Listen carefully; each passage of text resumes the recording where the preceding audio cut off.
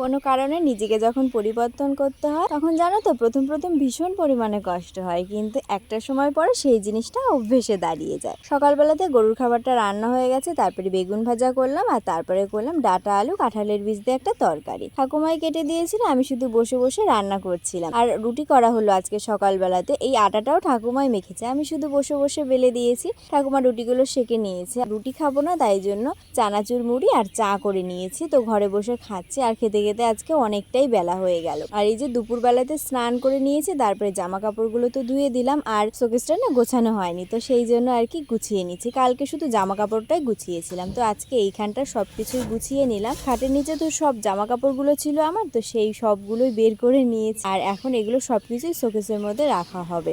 ভালো লাগতো না সবসময়, মানে যখন দরকার তখন খাটটা খুলে নাও, ভীষণ বিরক্তি লাগতো। তো এখন আর কি শোকেসের মধ্যে রেখে দিলাম। আর কালকে জলটা আনা হয়েছিল, তবে আজকে জলটা ঢেলে রাখছি।